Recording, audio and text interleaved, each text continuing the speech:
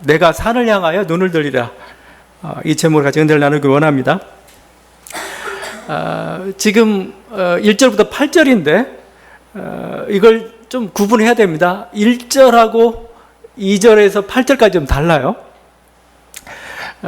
지금 거의 안전과 관련된 겁니다. 순례할 때 굉장히 제일 문제되는 게 안전이죠. 지금 보면 상황은 재구성해 보면 지금 이 순례자는 이미 성전에 왔어요. 성전에서 예배도 드리고 이제 돌아가야 됩니다. 뭐 성전에 있으면 뭐 한 달 있기도 하고 뭐 정말 평생 한 번 올 거면 그냥 가기도 서운하기도 하고 막 그렇죠. 근데 이제 다시 돌아가야 됩니다. 다시 돌아가야 되는데 성전에 딱 보니까 산들이 보이기 시작합니다. 예루살렘은 한 700m, 800m 뭐 그렇게 높은 건 아니지만 그런 산악 지형에 좀 속해 있습니다. 또 주변이 높고 작은 산들로 이렇게 펼쳐져 있습니다. 높고 작은 산 너머에는 또 광야입니다. 사막이라 좀 어리죠. 하여튼 그 황무지 같은 것이 계속 이렇게 반복이 되고 있죠. 어떻게든 예루살렘까지 왔어요. 왔는데 다시 돌아가려니까 퍽퍽해요. 퍽퍽하고 저 높은 산들, 저 험한 골짜기들 또 지나서 가야 되는구나. 이렇게 좀 뭔가 답답하고 이렇게 되어 있죠. 깊은 골짜기 같은 데는 그냥 단순히 험해서가 문제만이 아니고 사나운 짐승도 있죠. 거기는 항상 도적대가 또 출몰하기도 하고 여러 가지 안전이 문제가 됩니다. 여러분, 선한 사마리아의 비유에서 그 강도 만난 곳이 어디냐? 예루살렘에서 여리고로 내려가다가 강도를 만났어요. 그러니까 바로 그런 험한 곳입니다. 땡볕을 걸어가는 것도 좀 쉽지 않죠. 절벽 경사길이 있을 수도 있죠. 여러분, 이 사람이 굉장히 저 먼 곳, 바벨론이나 저 먼 곳에도 왔으면 정말 차마고도처럼 이제 그런 어떤 아슬아슬한 어떤 비탈길을 거의 가야 될 수도 있습니다. 그러면서 그 앞길을 내다보면서 한숨 내쉬면서 하는 말이 1절이에요. 내가 산을 향하여 눈을 들이라. 나의 도움이 어디서 올까? 막 산들이 펼쳐지는데 산을 보면 한숨이 쭉 나와요. 저 어떻게 돌아가지? 나를 도울 자가 누구지? 그죠? 근데 이 산이란 게 결국 우리 인생길을 상징하기도 합니다. 결국 우리 인생길은 뭐냐? 산과 같은 거죠. 보통 예전에는 그 돌아가시면 그냥 산으로 가셨다 이렇게 표현, 산으로 가셨다 돌아가시면 뭐 산에 몇 자리가 있으니까 쓰지만 꼭 느낌이 정말 우리가 원래 산에서 왔다 산으로 돌아가는 느낌이 좀 들기도 하고 그래요. 산은 오르막과 내리막의 연속이죠. 올라가는 게 굉장히 힘들어요. 그 막 힘들고 언제 정상에 오를까 막 이렇게 답답하기도 하고 어느 것도 위험하기도 하고 막 그렇죠. 근데 보면은 언젠가는 정상에 올라가 있어요. 어느 순간에. 그리고 거기서 막 기쁨과 시원함을 맛보기도 하죠. 제가 10여 년, 지금도 10여 년이 넘었네요. 처음으로 지리산 종주를 한번 했습니다. 지리산 종주를 했는데 2박 3일 코스인데 여러분 안 해본 사람 모를 건데 굉장히 힘들어요. 야, 이렇게 한국의 산이 이렇게 깊구나. 근데 저는 다리 관절도 별로 그때 안 좋아가지고 정말 스틱을 지팡이 채 이렇게 의지한 채 이렇게 종주했습니다. 이렇게 깊어. 이게 끝이 없는. 그러다가 막 날도 저물무렵이 되면 다급해지기도 하죠. 빨리 가야 되는데 최소한 저기 휴게소까지는 가야 되는데 하면서 막 너무 힘드니까 막 몇백 메타 막 가지도 못하고 쉬었다 가고 그 주변에 나이 든 어르신들 다 지나가도 저는 막 그냥 이렇게 낑낑대고 했어요. 근데 산이라는 건 여러분이 타보면 알겠지만 이게 이렇게 막 힘들고 어려운데 어떻게든 정상에 가요. 어떻게든 가면 정상이네. 그렇게 끌고 해서 천왕봉 정상까지 갔고 일출까지 보고 내려왔어요. 포기하지만 돼요. 포기하지만 않으면은 그냥 중요한 건 방향이죠. 목표죠. 목표고 포기하지만 않으면 정상에 가게 돼 있어요. 그냥 그게 좀 힘들고 어렵고 하지만 그냥 견디다 보면은 되게 되어 있어요. 우리 인생도 마찬가지입니다. 그냥 견디면 됩니다. 포기하면 그냥 아무것도 안 되지만 견디고 그 목표를 향해서 꾸준히 가다 보면 어느 순간에는 도달하게 될 있고. 그래서 어떻게 보면 인생은 근데 정상에 이르는 게 정말 힘들죠. 힘든 그 길이지만 그래서 인생을 산에 비유하기도 합니다. 또 정상에 올랐을 때 쾌감도 있지만 또 정상이면 항상 머무를 수도 없죠. 정상에 올랐으면 또 내려와야 됩니다, 이거. 언젠가는 내려와야 돼요. 거기가 있을 곳이 아니에요. 그냥 내려와야 됩니다.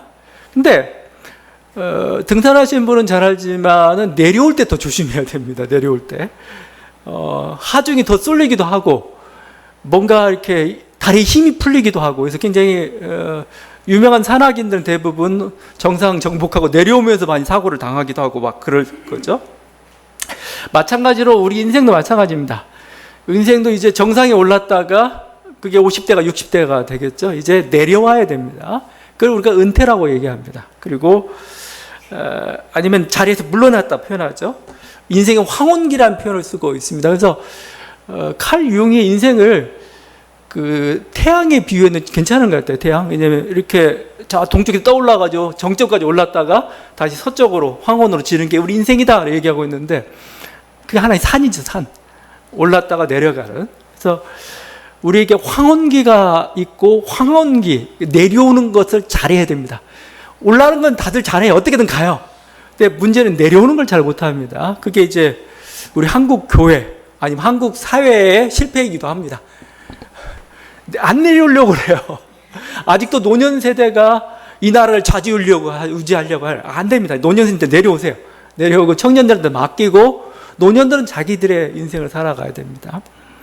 한국교회 카리스마적 지도자가 잘했어요. 잘했는데 안 내려오려고 그래요.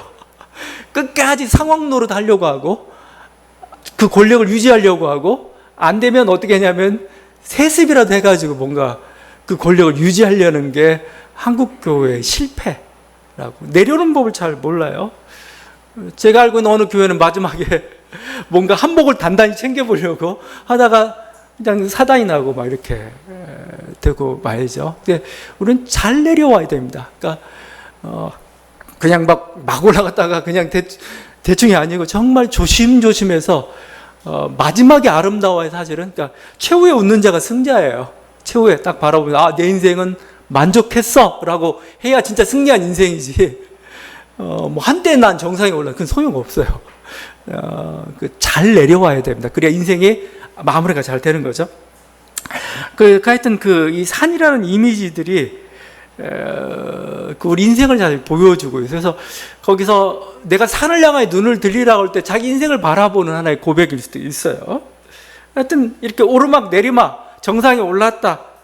뭐 거기 느끼는 어떤 즐거움, 뭐 오를 때 어떤 인내, 고통, 또 내려올 때의 어떤 뭐 여러 가지 뭐 다음에 어떤 목표된 기대, 이 모든 것들이 우리 인생을 이끌어 가죠. 동시에 또 산은 우리 인생을 상징하는데 굉장히 위험한 곳이죠. 위험한 곳. 계속 얘기지만 산에는 호랑이나 늑대, 사나운 짐승이 있죠. 예전에 강도들은 다 산속에 살았죠. 산적들은 다 산에 있습니다. 숨기 좋아요. 아주 숨기 좋아요. 근데 또 반드시 목적지를 가려면 이 산을 통과해야 됩니다. 그러니까 이건 갈 수밖에 없는 그런 곳이고, 또 산은 또 먹을 것이 많아요. 먹을 것이 많아서 보통 나는 자연인이다 하는 사람들 전부 산속에 있지 바다에는 없어요. 바다는 좀 복잡해지는데 산속에서는 뭔가 먹을 게 있어요. 이렇게. 그러니까 뭔가 풍요롭고 강이나 모든 근원은 산에서부터 항상 시작이 되고, 그래서 뭔가 산은 뭔가 풍성하기도 하고 신비적 근원이기도 하지만 또 동시에 위험하기도 하고, 그래서 그런지 예전부터 산은 그 신들이 거하는 거주지를 항상 여겼습니다. 그러니까 모든 신화나 우리 성경도 마찬가지지만 높은 곳에는 다 신들이 살고 있어요. 뭐 헬라 사회에서는 올림푸스 산에 신들이 거하고 있죠. 모세가 하나님을 만났다는 건 신의 산입니다. 그러니까 그러니까 우리 느낌이 그래요. 산이 가장 하늘과 가장 가까워요. 가장 높아요. 그러니까 항상 신은 가장 높은 곳에 계실 것을 생각하고 신은 또 그렇게 항상 나타납니다. 재밌는 게 예루살렘에도 산이 있죠. 예루살렘에 시온산이라고 합니다. 근데 제가 한 20년 전에 성지순례 갔다가 시온산을 못 찾았어요. 시온산이 어디야 하다가 거의 구름지예요. 구름지. 그러니까 예루살렘 자체가 약간 높은데 거기에 약간 조금 높아 있는 산. 그래서 못 찾았어요, 이거. 여러분이 갈보리산 막 하잖아요. 갈보리산 언덕. 근데 갈보리산 못 찾아요. 왜냐면 조그마한 구름 같은데. 근데 이스라엘은 뭐라고 표현하면 북방산, 저 북방 높은 산, 뭐 이런 식으로 북방 시온산, 가장 높고 아름다워. 무슨 거짓말이죠. 구름인데 뭐가 높고 아름다워? 산, 여기 하나님이 계시기 때문에 그렇습니다. 그래서 산이랑 항상 뭔가 가장 어떤 강력한 존재, 신적인 존재가 있는 그곳. 그러니까 우리가 눈을 들어 산을 본다고 했을 때는 여러 가지 인생길도 보이기도 하고 그 속에서 뭔가 산에 계신 하나님한테 도움이 바라지기도 하고 여러 가지 이미지들 이렇게 보여주고 있죠. 이렇게 산을 보면서 이제 한탄하면서 뭔가 도움을 바라는 그 순례자의 하나의 기도, 한숨이 전 1절이라고 보고, 자, 2절부터 이제 누구의 말이냐 가지고 제가 주석서를 보니까 여러 얘기가 나오네. 2절부터 제사장의 말이다 하는 사람들이 많아요. 사자의 말이다. 순례자가 이렇게 하니까 이제 그 순례자를 향해서 이제 제사장이 축복의 말을 하는 겁니다. 하나의 어떤 위로와 안전을 기원하는 거, 기도를 드리는 겁니다. 2절에 그 답이 나와 있죠. 나의 도움은 천지를 지으신 여호와에게서로다. 나의 도움은 천지를 지으신 여호와. 걱정하지 마, 아니면 걱정하지 마. 하나님께서 너를 지켜주실 거야. 너 가는 길에 넘어지지도 않고 그늘이 되어주시고 환란 시켜주시고 너 집까지 돌아갈 수 있도록 도와주실 거야. 지금 그 축복 갖고 위로를 주고 있죠. 여기 하나님을 이 도움이란 단어,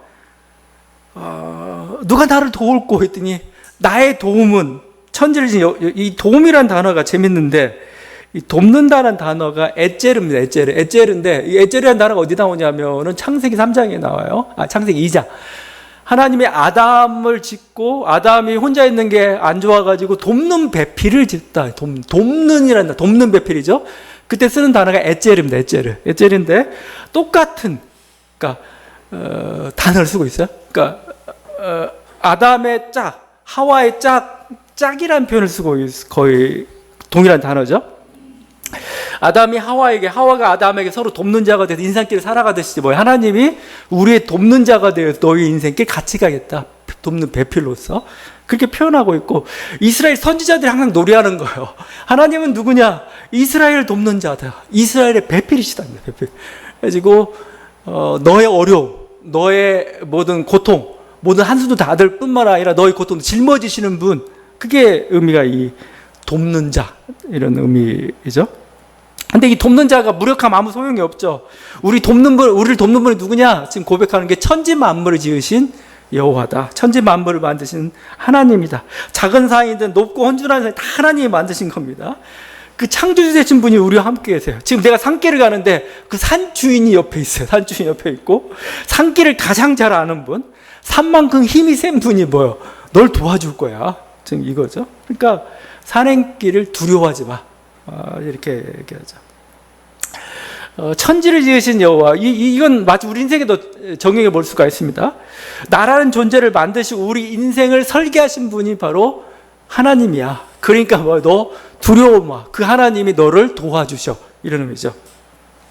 그러다 보니까 시편 기자가 이런 고백을 합니다. 나중에 139편에서 내가 주께 감사하오면 나를 지으심이 신묘막측하심이라 주의 행사가 기이함을 내 영혼이 잘 아나이다.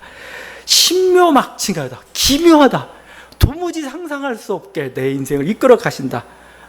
그러니까 다른 사람들은 내 인생 망가졌다 생각하고 실패했다 생각했는데 실패가 아니었어요.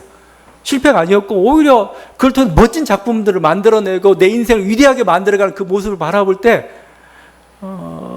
정말 이건 신묘막측하다, 기이하다 이렇게밖에 표현할 수 없다라는 거죠. 그래서 저는 이게 우리들의 신앙 고백이라고 봐요. 장인으로 태어났는데 얼마 못 살다 죽었는데 그들을 향해서 성경이나 우리들 고백은 뭐냐? 내 인생 신묘막측합니다. 뭔가 하나님 놀라운 계획들이 있고 그 계획들을 주께서 이루어 주십니다라고 우리의 신앙 고백입니다.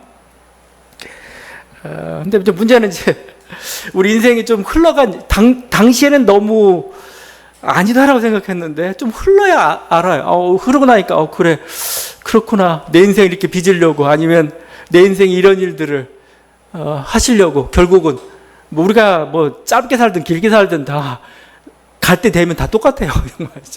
100년을 살든 몇 살을 살든 그냥 그런데 결국 그 모든 걸 다 뒤돌아 봤을 때 괜찮았구나라고 이렇게 고백을 하는 거죠. 고백하게 하신다는 겁니다. 그래서 우리들에게 지금 필요한 게 사실 믿음이라는 게 결국은 뭘까? 믿음이라는 건 이 뭐 작품이 다 완성되고 난 다음에 신묘막치기는 다 할 수가 있어요. 작품이 완성되기 전에 이미 그 솜씨를 보면서 이미 전개가 보면서 나는 이해가 안 가지만 하나님은 내 인생을 신묘막측하게 빚어 가실 겁니다. 내 인생을 기이하게 만들어 가실 거고 나는 마지막에 그 찬양을 하게 될 거. 이게 사실 저는 믿음이라고 봐요. 그렇게 하시는 분. 왜냐하면 그분이 위대한 극작가세요. 극작가고 우리는 거기에 배역들입니다. 하나의 배역들이에요. 그래서 내가 주인공이에요. 내가 주인공. 주인공의 운명은 이미 다 이 극작가의 손에 계산되어 있어요. 계산되어 있고 이렇게 펼쳐져 가는. 우리는 그걸 맡기는 거죠. 그래요. 당신 내가 작중에 내가 이해를 못하겠는 당신이 결국 그렇게 날 펼쳐갈 겁니다. 그건 신뢰를 얘기하는 거죠. 우리는 그런 신뢰들을 갖고 지금 고백하고 오고 지금 천지를 만드는 하나님이 산을 만드신 분인데 뭐 이렇게 산을 두려워해? 그분이 너를 지킬 것이다. 그래서 3절부터 8절까지 지키다는 단어가 6번이나 반복됩니다. 계속 지킨다, 지킨다, 지킨다. 하나님을 뭐라고 표현하냐면 너를 지키시는 이 3번이라면 너를 지키시는 이, 너를 지키시는 이, 너를 지키고 내 영혼을 지키고 내 출입을 지키고 이렇게 얘기하죠. 그리고 여기에 시편 8편의 121편의 주제는 지키심입니다. 보호하심, 안전입니다. 안전. 내가 안전하게 돌아간다. 내가 안전하게 거한다. 하나님이 그걸 얘기하고 있죠. 어떻게 도와주시냐? 3절이죠. 3절. 3절에 하나님은 우리가 실족하지 않도록 뭐 이렇게 광야길이나 산길은 굉장히 위험하죠. 삐끗삐끗하고 할 수가 있습니다. 뭐 광야뿐만 아니고 뭐 우리 인생길도 좀 잘못하면 돌뿌리 채워 넘어질 수도 있고 막 그렇죠. 근데 보면은 그 어린아이가 처음 걸을 때 생각해 보면은 이게 그죠? 어린아이 아장아장 막 걷죠. 근데 부모가 항상 뒤에서 지켜보고 있어요. 그러다가 넘어지랑 말락할 때 이게 딱 붙잡죠. 제가 아직도 기억나는데 이제 우리 애들 이렇게 학교 보내면서 이제 봉현 초등학교니까 애들 이렇게 보내다가 이제 한 등교할 때 1학년 때 한 뭐 1, 2주는 이제 부모가 같이 해줍니다. 근데 이제 조금씩 손을 놔야 돼요. 손을 놔야 돼요. 손을 놔야 되는데 어디서 봉현초등학교 이별의 장소가 어디였냐면 육교 앞이었어요. 육교 앞에 딱 있다가 애를 이제 보내요. 가라고. 그래서 이제 싹 사라집니다. 근데 사라지는 부모는 거의 없어요. 지켜보죠. 이렇게 제대로 저기 정문까지 들어가는가.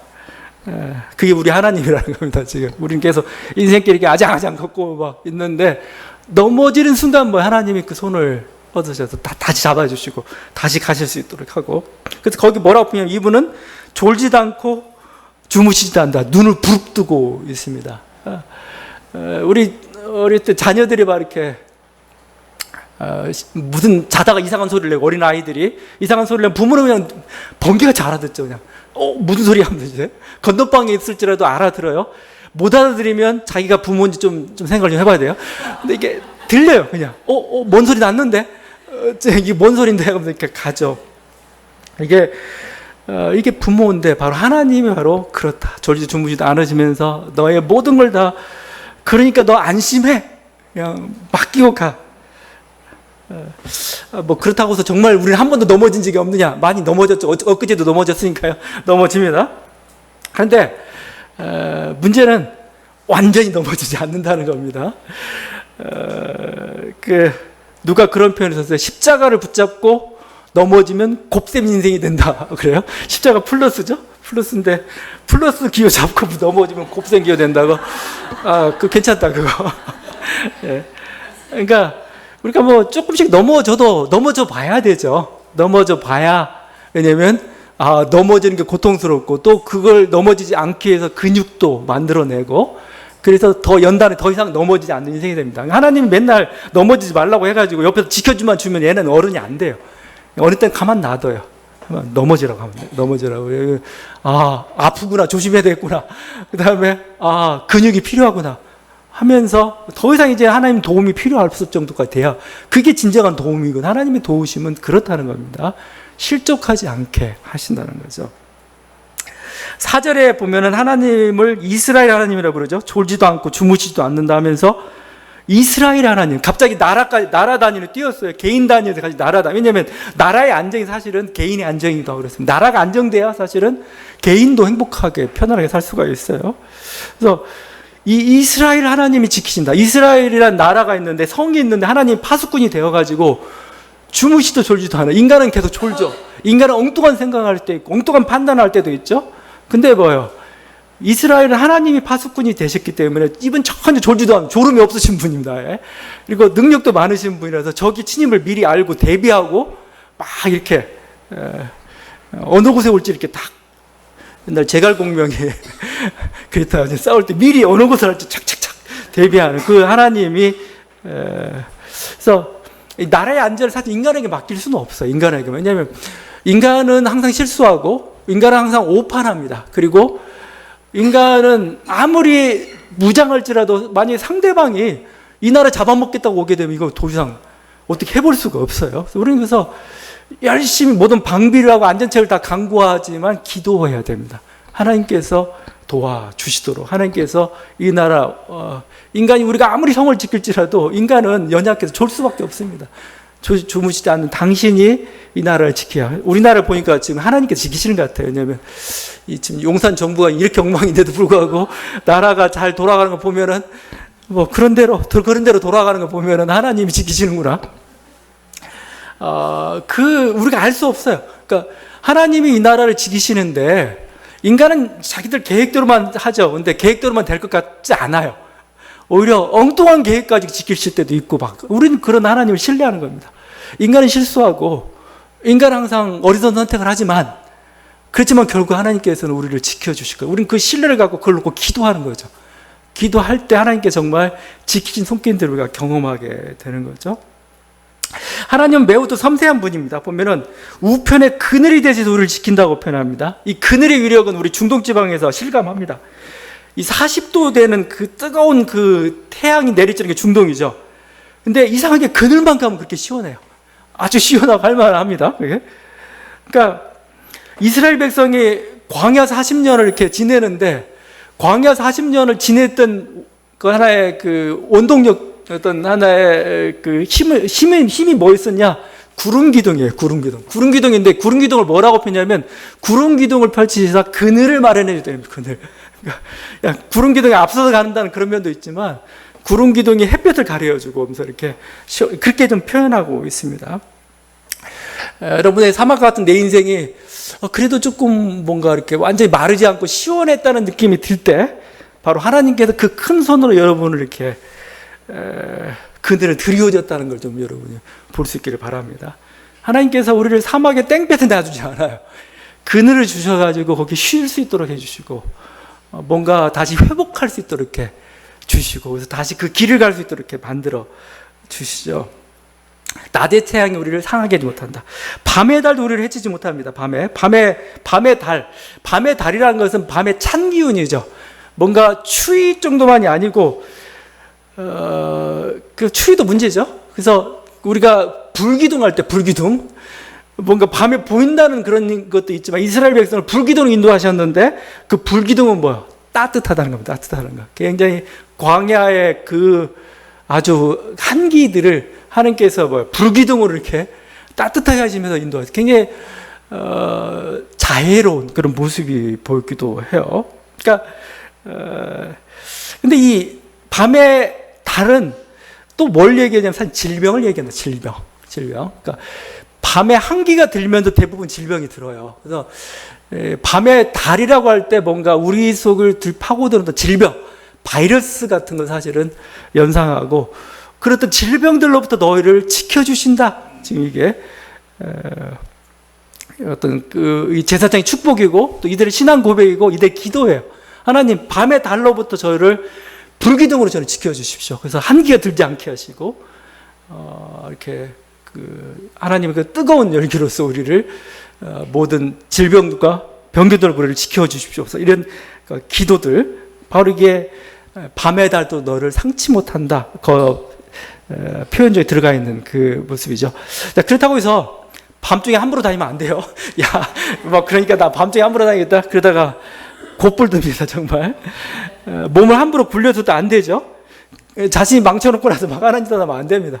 하나님이 우리가 도우시는 방법, 제가 이 질병도 막으신다면 참 조심스럽기도 해요. 왜냐하면 너무 신앙인데 너무 이것을 신비적인 방법으로 생각해요. 마치 부적처럼 생각해요. 부적을 딱 붙여놔가지고 우리 코로나 때 그랬죠. 코로나 때 교회에서 예배드리면 코로나가 안 들어오긴 더 많이 확산돼가지고 좀 유익에 처하기도 했는데 그 얘기는 아닙니다. 그 얘기는 아닙니다. 하나님께서 우리를 지켜주시는데 제가 보니까 굉장히 과학적인 방법으로 지켜주세요. 우리를 과학적인 방법. 그래서 미리 예방법이 더 좋습니다. 예방하는 게 사고 나기 전에, 질병 걸리기 전에 이런 거죠. 위험한 곳 가지 마. 그렇죠? 그러면 질병이나 뭐 그게 들지 않아요? 무리해서 일하지 마. 그러면 질병 들기 쉽죠. 좋은 이웃과 함께 해. 왜냐면 효원이 중요한 게 이 병이라는 게 단순히 내가 잘못해 드는 게 아니에요, 이건. 왜냐면 남이 잘못한 것 때문에 내가 그 병에 걸려요. 집단적인 성격이 있다는 겁니다. 죄가 그렇듯이 병도 그래요. 그러니까 좋은 이웃과 사는 게 굉장히 중요합니다. 좋은 이웃. 좋은 이웃이랄 때 그건 나라도 될 수 있고 여러 가지 환경이 될 수도 있는 거죠. 그러면 질병을 막아낼 수가 있어요. 근데 그렇지 않으면 뭐죠? 완전히 그냥 코로나 때 나라들마다 막 여러 가지 편차가 굉장히 심했던 거죠. 그걸 우리가 경험하게 될 겁니다. 뭐냐? 좋은 이웃을 두라는 거죠. 그러니까 여러 가지 하나님께 우리를 이 밤에 달이 상하지 못하도록 하시는데 여러 가지 방법으로 이렇게 도와주고 계셔요. 그래서 여러분이 그냥 막 함부로 하다가 몸에 질병 걸려서 하나님 도와주십시오. 왜 안 도와주신 겁니까? 하나님이 난 이미 예방법까지 알려줬는데 왜 네가 말 안 듣고 그러지도 몰라요. 오히려 예방이 더 최고입니다. 예방이 최고예요. 병 들어가지고 기적을 주십시오보다 병 안 들은 게 기적인 거죠. 그게 더 오히려 감사한 거고 하나님께 우리를 그렇게 인도해 주신다라고 말씀을 하고 있죠. 결국 이걸 과정을 통해서 우리 영혼을 지키신다고 하죠. 모든 환난에 벗어나서 우리의 영혼, 목숨을 얘기합니다. 목숨. 참 영혼을 지킨다는 것도 참 쉽지가 않죠. 목숨이라는 거. 이번 주에는 뭐 사건 사고도 많아가지고 막 불나고 차로 뭐 여러 가지로 아차하는 순간에. 그래서 정말 보면은 어떤 사람은 아차하는 순간에 살고 정말 간발의 차로 죽고 막 뭐 정말 이게 천양 삼부서 우리의 생명을 우리가 어쩔 수 없고 우리는 기도할 수밖에 없죠. 이 환난에도 우리 영혼을 지켜 주십시오. 우리 하나님은 우리 영혼을 지키시는 분 이렇게 표현하고 있죠. 그래서 결론적으로 8절이죠. 8절. 여호와께서 너의 출입을 지금부터 영원까지 지키시리라. 너의 출입, 너의 나가고 들어오는 그것을 지금부터 영원까지 하나님께서 지켜주신다. 그러니까 정상적으로 나갔다가 정상적으로 들어오는 걸 얘기하는 겁니다. 그게 건강이죠. 그게 안전한 거죠. 하나님께서 너의 출입을 지키신다. 우리 항상 해야 될 기도입니다. 우리 인생을 이렇게 종잡을 수가 없어요. 우리 자녀들 위해서 항상 할 기도도 이것밖에 없어요. 그냥 너의 출입을 하나님께서 지켜주시길 바란다. 이거죠. 그래서 어느 분이 얘기하는데 다녀오겠습니다라는 말처럼 이렇게 믿음의 말이 없다는 거예요. 다녀오겠습니다. 왜냐하면 우리는 밖으로 나가는 걸 확신할 수가 있지만 들어오는 건 확신할 수가 없어요. 내가 안전하게 들어올지 그건 누구도 확신할 수가 없는 다녀오겠습니다는 굉장히 믿음의 말입니다. 굉장히 하나님께서 네가 다녀올 수 있도록 이렇게 너의 출입을 지켜주시고 우리는 그래서 계속 그걸 놓고 기도해야 되는 거고 평안히 나갔다가 평안히 돌아오게 해주십시오. 이것이 가장 큰 은혜고 감사합니다. 오늘 하루의 감사 제목을 뭘로 할까요? 그러면은 오늘 하나님이 우리 출입을 지키셔서 감사하게 모든 가족들이 아니면 모든 사람들이 건강히 다시 돌아왔습니다. 이게 굉장한 우리들의 어떤 은혜이고 기적이고 감사죠. 그냥 병 걸려가지고 기도해가 낫는 게 계속 기적이 아니에요.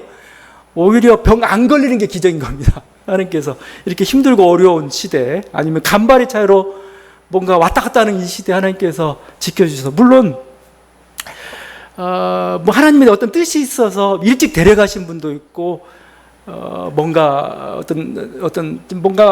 질병에 뭔가 이렇게 걸렸지만 그것도 또 어떤 우리도 하나님의 선하신 뜻이 또 있음을 저희가 믿습니다. 하여튼 그건 차치하더라도 만약에 그냥 자기가 안전한 가운데 좀 거하고 있다면, 출입이 안전했다면 오늘 하루 우리가 감사하면서 하나님께 또한 내일도 우리 자녀들도 이렇게 감사함으로 이렇게 그 기도를 해야 될 것입니다. 예화 하나를 들고 마치도록 하겠습니다. 중세 한 성자가 있었습니다. 한 성자가 있었는데 이 사람이 모든 재산을 이제 가난한 사람들에게 나눠주고 다음 이제 복음을 전하며 수도하는 삶을 살기 위해서 이렇게 길을 떠났습니다. 그에게 있는 것은 나귀 한 마리, 식기 한 벌, 새벽을 알리는 닭 한 마리, 그리고 촛대 하나, 성경 한 권이 다 전 재산이 이렇게 지금 가고 있습니다. 근데 이 성자가 입버릇처럼 했던 말이 있어요. 뭐냐면 하나님의 뜻은 선하시도다. 항상 있어요. 하나님의 뜻은 선하시도다. 그렇죠? 출입을 지키시는 하나님을 항상 믿고 하나님의 뜻은 선하시도다. 어떤 계획이든 어떤 생각이든 어떤 사건이든 사건이든 전부 다 하나님의 뜻이 있고 그것은 선하다는 거죠. 어느 날 마을에서 구걸을 하였는데 그 마을이 막 구박만 하고 박대를 합니다. 잠도 못 자게 해가지고 결국 마을 밖에서 잠을 자게 되었습니다. 노숙을 할 수밖에 없었어요. 그런데도 이 성자는 하나님의 뜻은 선하시도다 하면서 이제 감사 기도를 드립니다. 이제 촛불을 켜고 이제 성경을 읽으려고 해요. 근데 바람이 불어가지고 꺼트려 버렸습니다. 이제 성자 이제 하는 수 없이 그럼 자자 해가지고 이제 낙엽을 덮고 누워서 잡니다. 그러면서도 하나님의 뜻은 선하시도다 하고 이렇게 잠을 잡니다.